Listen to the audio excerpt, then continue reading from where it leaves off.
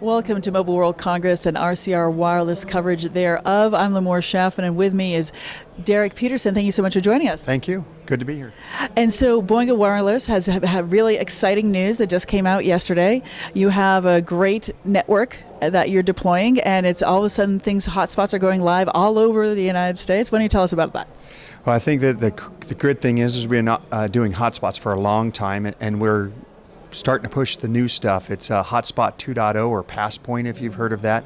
And it basically is just seamless connection for anybody to want to get connected, secure, and very easily. No longer having to sit there and try to remember logins and passwords and see captive portals. Your device just connects. Now, this requires a lot of partnerships with a lot of different carriers. So can you explain to us what kind of relationships do you have with them?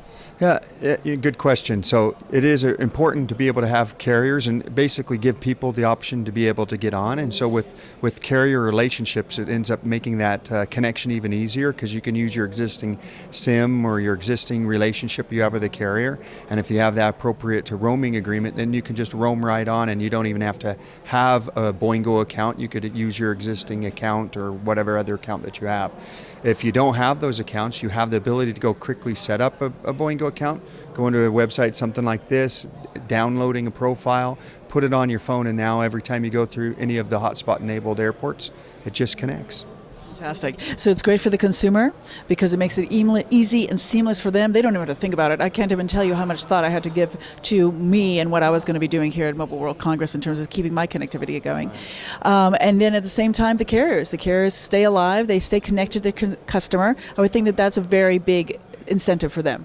I think that is too, and it's also a big incentive for the venues as well, because the venues get to be able to give something back and be a part of that digital experience that the individual's on. Because a lot of times when non-Wi-Fi connections, the venue forgets that, hey, that there's digital experience going on. They're walking around with their phones, but I have no idea what they're doing in this physical presence that you're in here in the conference.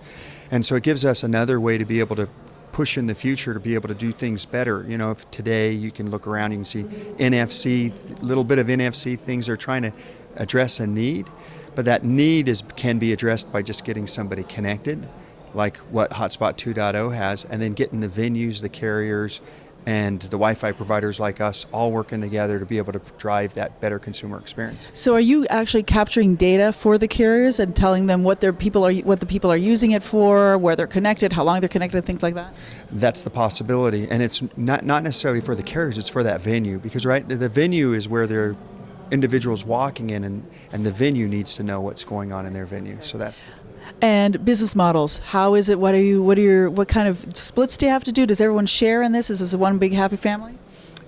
They're evolving business models. This is a very good question, because I think that the key thing is there are so many different business models. There's the typical roaming. Hey, I want to roam on you, you roam on me. But then there's a bunch new opportunities where we can end up sitting there, so you can order your sandwich if you're sitting in a seat or something. So there's a whole multitude of things opening up. We do advertising, and advertising's a big portion. So you've got a lot of different things you can take advantage of.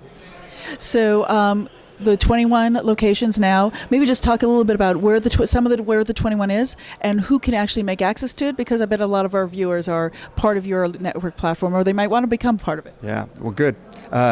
A lot of different locations. Los Angeles, I was actually using it on my way here to Mobile World Congress, so I stepped out of the car, started grabbing my luggage, and I was automatically connected. So LAX Airport, Chicago airports, New York airports, a lot of the airports throughout the United States, and we'll continue to expand it internationally into some of our other spots over the coming months. And right now it's the iPhone 7. Who are some of the particular people who are able to use it right now? So an iPhone 7 user can do it. They can go to this website. They can download it. You need to be a subscriber, because we don't want you to get some bill shocks that, all of a sudden I'm getting charged $7 at this location because I'm connecting. So we want our unlimited subscribers, so that way they know that they're getting charged their monthly fee, and it's included in their monthly fee to get connected. We'll open it up in the future in phase 3 trials. We'll start being able to let people know that, hey, there's a charge coming with this connection. And once that happens, then we'll open it up broader. But right now, we just wanted to make sure we don't get any bill shock, so we're limiting it to subscribers. Well, this is exciting news, Peter. Thank you so much for joining us. You bet. And thank you for joining us here at Mobile World Congress. Stay tuned for more from the show floor.